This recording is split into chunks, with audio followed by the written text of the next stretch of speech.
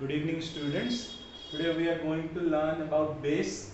In previous class we learned about what is acid, different types of acid, weak and strong acid, the difference between atoms and ions, and what is hydrogen ions. See, now we will learn about base. Like acid, there is no particular definition for base. तो getting a base is a very notorious substance. बहुत बदमाश है ये base. Base को ऐसे particular definition नहीं दे सकते, लेकिन यदि हमको डिफाइन करने बोला होगा, जैसे हम लोग एसिड बोलते हैं, acid is a substance that taste sour, खट्टा जो लगता है उसको एसिड बोलते हैं. In the same concept if you apply to the base is the substance base, but we can describe base, it is a compound that taste bitter and feel slippery. ठीक है, जो हम लोग को पित्ता लगेगा और हाथ में पकड़ने पर स्लिप कर जाएगा. Feel slippery to touch in common language, but this is not true. As I have said earlier, in acid the concept of acid tasting sour and base tasting bitter is not true for all acids or all base. This is only applicable to some base or some acids. ठीक है, it is said that the hydroxides and oxides of metals are basic in nature. आपको ये नाम थोड़ा अभी अटपटा लग रहा होगा कि समझ नहीं आ रहा होगा, लेकिन आपको ये याद रखना है, इसलिए हमने लाल से किया हुआ है. Hydroxides and oxides of the metals are the basic in nature. ठीक है, एनी एलिमेंट विथ OH, जैसे कि हम लोग का H आयन था, आयन हाइड्रोजन आयन, HCl में H था, HNO3 में H था, H2SO4 में H था, वैसे ही बेस में OH होता है. OH, इसको ही हम लोग क्या बोलते हैं, हाइड्रोक्साइड आयन. जो बोला मैं हाइड्रोक्साइड, ये होने पर कोई भी एलिमेंट में उसको हम लोग बोलते हैं हाइड्रोक्साइड. ठीक है, when metals react with oxygen they form oxide और O-. ये भी एक तरह का आयन है, ये भी एक तरह का आयन है. देखो इसमें चार्ज लिखा हुआ है, माइनस माइनस. ठीक है, ये चार्ज नोट कर रहा है, ये एटम नहीं है कि मॉलिक्यूल नहीं है, ये आयंस है. ठीक है, hydroxides and oxides of metals, ये पूरा याद रखना है कि hydroxides and oxides of metals are basic in nature. The hydroxide group, that is the OH, as it is written here, is called the hydroxide group, and metals forming hydroxides are basic, and metals reacting with oxygen to form oxides, the O-, that is known as oxides of metals that are basic in nature. Not all metal oxides are basic, they may be acidic also. ये आपको अभी अटपटा लग रहा है, sir आपने अभी बोला है कि hydroxides and oxides of metals are basic, but ये बात अभी से जान लो, बाद में आपको जब आप +2 करेंगे कि जो भी करेंगे, आपको ये पता चलेगा कि कोई भी सब्सटेंस एसिड की बेस हमेशा के लिए नहीं होता है. They can change into base, they can change into acid. ये पूरा याद रखने का बात है, सिर्फ याद रखिए, समझने कोई दरकार नहीं है. Acids and base are not always acids and base. In the similar concept, when we look at the metal hydroxides, some are basic and some are acidic. ठीक है, some are both acidic and basic. ये थोड़ा सा confusing लग रहा होगा, पर ये बात आपको दिमाग में डाल लो कि सारे metal hydroxide बेसिक नहीं होते, कुछ acidic भी होते हैं. ठीक है, the metal hydroxide that dissolve in water are alkalis. जो भी metal hydroxide पानी में घुल जाए उसको हम लोग एक स्पेशल नाम देते हैं, उनका नाम क्या है, alkalis. Alkalis are the metal hydroxide that can dissolve in water. वैसे मैं फिर बता दूं, हर मेटल हाइड्रोक्साइड जैसे बेसिक नहीं होता, हर मेटल हाइड्रोक्साइड वैसे पानी में डिसॉल्व नहीं होता है. ठीक है, there are some many other metal hydroxide which are non dissolvable in water and they are not basic, they are acidic. So ये मैं जैसे बोल चुका हूँ कि बेस को पूरा तरह से पर्टिकुलर डेफिनेशन नहीं दिया सकता, क्योंकि कोई भी सब्सटेंस ऐसे पर्टिकुलर बेस नहीं होता। आपने बोल दिया मेटल हाइड्रोक्साइड बेस है, पर बेस नहीं होता। बहुत सारे मेटल हाइड्रोक्साइड ऐसे भी होते हैं जो एसिडिक होते हैं, इसलिए बेस को डिफाइन करना इतना इजी नहीं है। ठीक है, सोडियम हाइड्रोक्साइड NaOH, ठीक है, NaOH and potassium hydroxide KOH, ये सब नाम और ये फॉर्मूला आपको याद रखना है, क्योंकि ये फॉर्मूला और ये नाम आपको बार बार पूछे जाएंगे। ये इस क्लास में नहीं, आगे वाले क्लासों में भी 8, 9, 10, 11, 12 सब में पूछेंगे। ठीक है, ये कॉन्सेप्ट, ये जो पेज में जो कॉन्सेप्ट मैं बता रहा हूँ, ध्यान से सुनिए और ध्यान से याद रख लीजिए। बस याद रखने पर आपका आधा काम खत्म। यहाँ जैसे कि मैं बता रहा हूँ कि हर मेटल हाइड्रोक्साइड बेसिक नहीं होता, कुछ मेटल हाइड्रोक्साइड एसिडिक होते हैं। इसलिए मैं बोल चुका हूँ पहले कि बेस को डिफाइन करना इतना इजी नहीं होता। उसके बाद याद रखिए कि कोई भी सब्सटेंस एसिड या बेस हमेशा के लिए नहीं होता है। They can change into base and they can change into acid any in suitable environment. ठीक है, hydroxide metal hydroxide that dissolve in water are called alkalis, but all metal hydroxide do not dissolve in water, so they are not alkalis। ठीक है, सब में but आ रहा है, but ये है, बट वो है, बट ये है, इसलिए base is a very notorious substance, is a very notorious, बहुत ही बदमाश है। All alkalis are base, but base are not alkalis। ठीक है, देखो बेस है, बेस का नीचे एल्कली गेस आ रहा है। ठीक है, पर मैं जैसे बताया अभी, हर मेटल हाइड्रोक्साइड पानी में डिसॉल्व नहीं करता, पर उसका ये मतलब नहीं कि वो बेसिक नहीं होगा। वो पानी में डिसॉल्व नहीं कर रहा, पर वो बेसिक है। तो इसका मतलब क्या हो गया, हर मेटल हाइड्रोक्साइड की alkalis, those are dissolving in water are called alkalis, but all alkalis are base. ये बात सच है कि जो मेटल हाइड्रोक्साइड पानी में डिसॉल्व कर रहा है उसको हम एल्कली बोल रहे हैं, तो वो एल्कली क्या हो गया, बेस हो गया। पर हर बेस पानी में डिसॉल्व नहीं होता है। जैसे कि बहुत सारे बेस होंगे जो पानी में डिसॉल्व नहीं करेगा, जैसे बता रहा हूँ बहुत सारे मेटल हाइड्रोक्साइड पानी में डिसॉल्व नहीं करते हैं। ठीक है, ये कॉन्सेप्ट थोड़ा थोड़ा मुश्किल होगा आपको समझने के लिए, पर एक दो बार आप जैसे रिवाइंड कर करके देखेंगे, आपको ये बात ठीक से समझ आते जाएगा। ठीक है, स्ट्रॉन्ग एंड वीक बेस, जैसे कि स्ट्रॉन्ग एसिड वीक एसिड था, जैसे ही स्ट्रॉन्ग बेस और वीक बेस होता है। स्ट्रॉन्ग एसिड में क्या था, the number of hydrogen ions that A acid gives, it forms strong acid. Similarly, the more hydroxide ions a base produce on dissolving in water, मैं बताया था पहले भी, ions are only formed in liquid. Water is a liquid.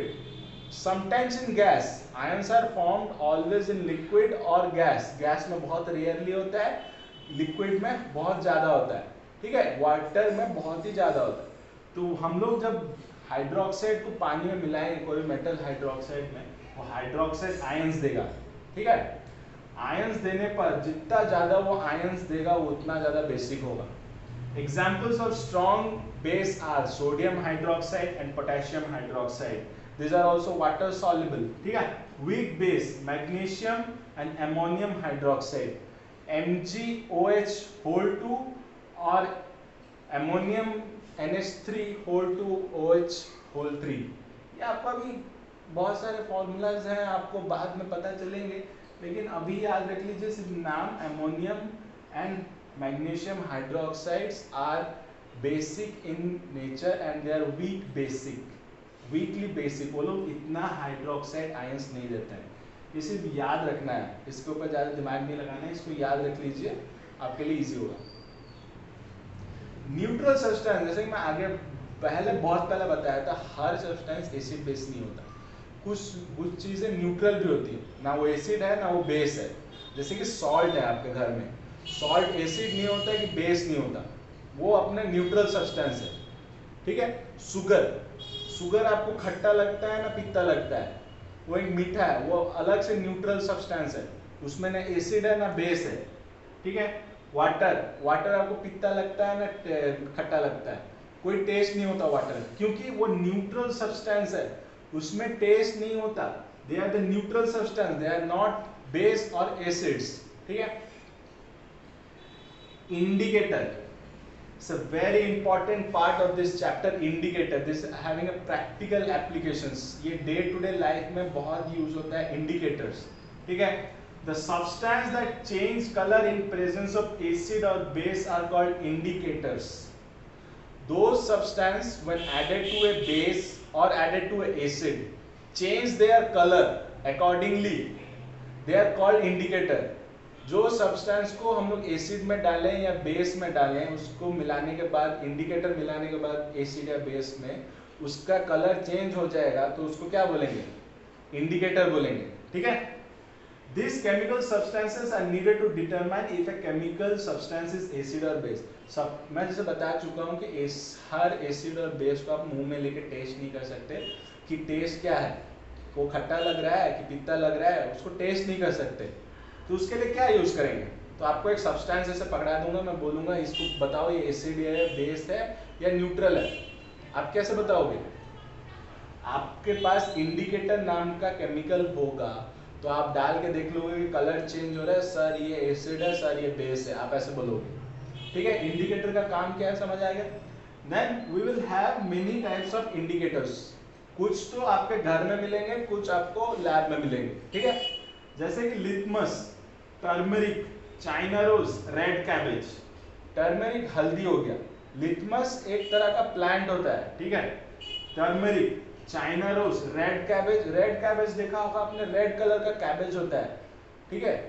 उसको बंदा गोभी, red colour का बंदा गोभी होता है। चाइना रोज, मंदारा फुला, ठीक है। ये चीजें भी इंडिकेटर की जैसे काम आती हैं। These are naturally occurring indicators, ठीक है, naturally occurring indicators. Chemical indicators are litmus paper, phenolphthalein and methylene orange, ठीक है। Phenolphthalein, methyl orange and litmus paper are the chemical मतलब क्या, chemical indicators. This are found in labs, ठीक है, आपको lab में ये सब मिल जाएगा। Litmus paper commonly available as red और ब्लू पेपर, ये दो टाइप का होता है, रेड ये तो ब्लू लिटमस पेपर, ठीक है। एसिड डालने पर blue litmus paper turns to red, और बेस डालने पर red litmus turns to blue. इसको ठीक से समझिए, red turns blue litmus to red, acid turns blue litmus to red and base turns red litmus to blue. No changes in neutral substance. Neutral substance जैसे बताया, एक substance आपको दे दूं, आपको पूछूं कि आप ये एसिड है, बेस है कि न्यूट्रल है, तो आप क्या करेंगे? बोलेंगे सर लिटमस पेपर दीजिए, मैं आपको बताऊंगा। आप रेड लिटमस पेपर डालेंगे और वो चेंज हो गया ब्लू में, तो आप क्या बोलेंगे? It's a base sir. आप ब्लू लिटमस पेपर से टेस्ट करेंगे, आपको पता चलेगा कि वो टर्न हो गया रेड को, तो आप लोग क्या बोलेंगे? सर वो एसिड है। और यदि कुछ चेंज नहीं हुआ, दोनों पेपर ऐसे आप डाले उस सब्सटेंस में, कुछ चेंज नहीं हुआ, तो क्या बोलेंगे? It's a neutral substance sir. आपको दिखा रहा हूं मैं।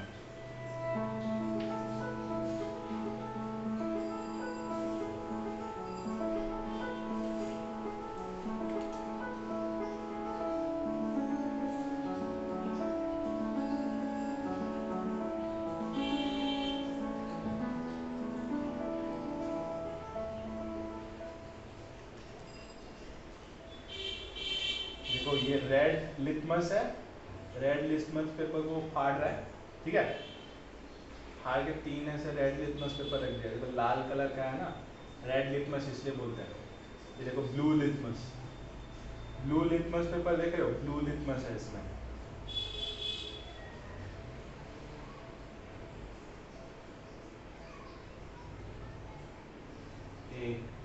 ठीक है, ब्लू लिटमस पेपर रख रहा है, ये रेड लिटमस पेपर है। वो भी एक्सपेरिमेंट करेगा कि कौन सा एसिड है, कौन सा बेस है, कौन सा न्यूट्रल सब्सटेंस है, ठीक है।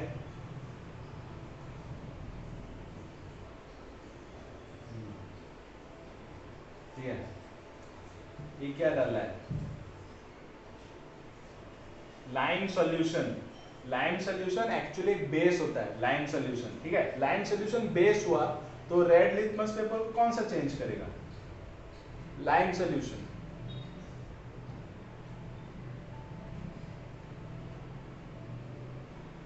देखो अब क्या डाल रहा है, सोप सोल्यूशन। सोप सोल्यूशन एक बेस होता है, ठीक है।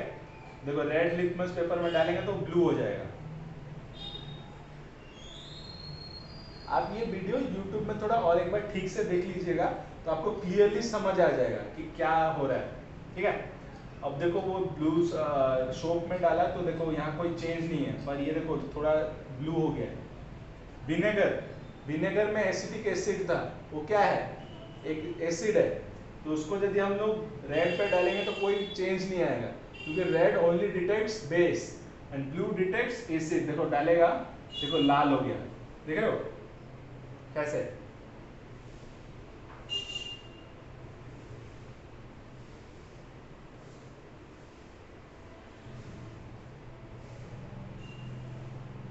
देखो लाल हो गया, ब्लू लाल, ब्लू, ठीक है।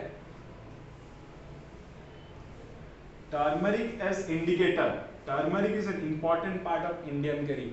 आपकी मम्मी टर्मरिक हर करी में डालती होगी। टर्मरिक मतलब हल्दी, हल्दी डालती होगी। In turns red as in reaction with suitable alkaline substance. Alkaline का मतलब क्या हो गया, बेस। लाल कब हो जाएगा टर्मरिक, जब बेस के साथ रिएक्ट करेगा। एंड रिमेन्स येलो, मतलब कोई चेंज नहीं होता कहाँ, न्यूट्रल और एसिडिक सब्सटेंस आप जब भी टर्मरिक में डालेंगे तो कोई चेंज ऐसा नहीं आएगा, ठीक है। Now we'll do the experiment as you can see। ये एक्सपेरिमेंट आपको घर में करना है, घर में करके आप देख सकते हैं कि ये चेंज कैसे आ रहा है, ठीक है। ये टर्मरिक पाउडर है, टर्मरिक पाउडर मैंने लिया, थोड़ा सा पानी डाल दिया, ठीक है। टर्मरिक पाउडर को ऐसे पानी में डाल देंगे पेस्ट बनाने के लिए।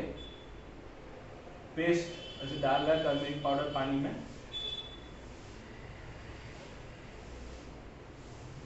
उसको ऐसे मिक्स कर देंगे।